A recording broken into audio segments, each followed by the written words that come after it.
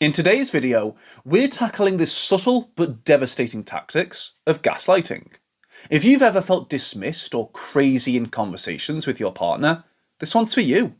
We're going to help you identify harmful gaslighting phrases and protect your peace of mind. 1. You're overreacting. This is a classic in the gaslighter's playbook. Now, you might be thinking, what's so harmful about that? Well, that's the paradox right there. On the surface, it sounds like a call for calmness, but dive a bit deeper and you'll see it's a clever ploy to sow seeds of doubt.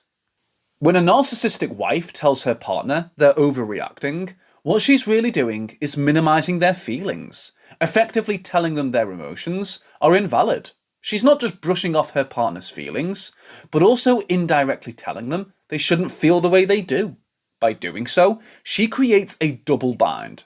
If the partner stands their ground, they're labelled irrational. If they back down, they're admitting to the alleged overreaction, which only feeds into the narrative that they are overly emotional. It's a lose-lose situation. What makes this tactic particularly sinister is its subtlety.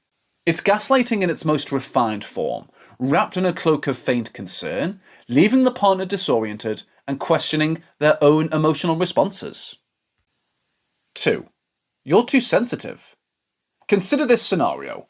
A partner expresses disappointment over a sarcastic comment, and the narcissistic wife retorts, "You're just too sensitive." In that moment, she isn't just dismissing their feelings, she's also reframing the narrative to make it seem like the issue at hand is not her hurtful comment, but rather her partner's reaction to it. Now, that's a masterclass in deflection, right?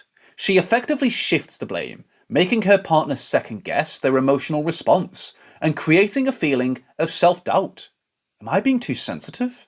Is my reaction unwarranted? They might wonder. This tactic is cunningly manipulative because it capitalizes on vulnerability, attacking the very core of a person's emotional well-being.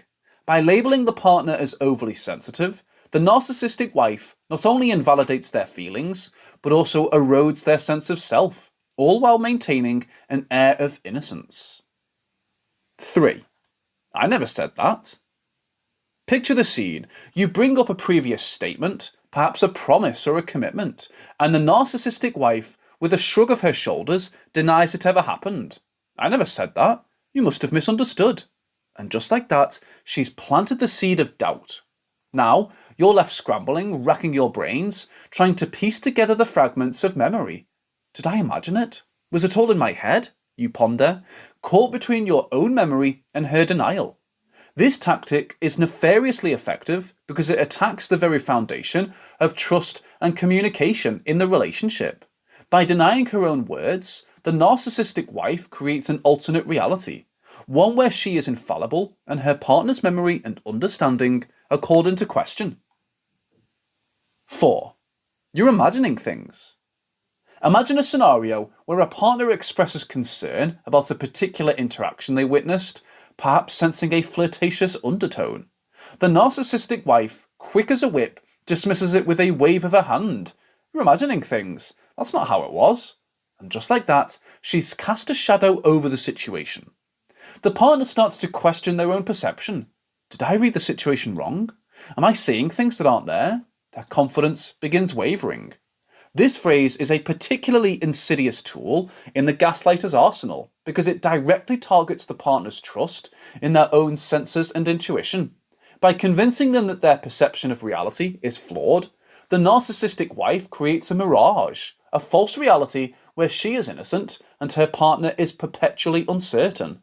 It's a cunning game of smoke and mirrors, leaving the partner disoriented and second-guessing their every thought. 5. You're making things up. This statement is a classic phrase designed to sow seeds of doubt in your mind about your perception of events or conversations. When she accuses you of fabricating stories or details, it's not just an attempt to deny her actions, but also a way to make you question your memory and sanity. The key to countering this form of gaslighting is to trust your instincts and rely on concrete evidence where possible. Keep a journal of events or conversations, and if you're in a situation where it's appropriate, use emails or text messages as a form of proof. The objective here isn't to prove her wrong in an argument, but to reinforce your confidence in your own perceptions and experiences. Maintaining your trust in your memory and judgments is crucial in these situations. 6. It's all in your head. This gaslighting tactic is designed to make you doubt your reality, suggesting that your concerns are mere figments of your imagination rather than responses to actual behaviour or events. It's a way of dismissing your feelings and turning the blame inward, implying that the problem lies with you and not with her actions.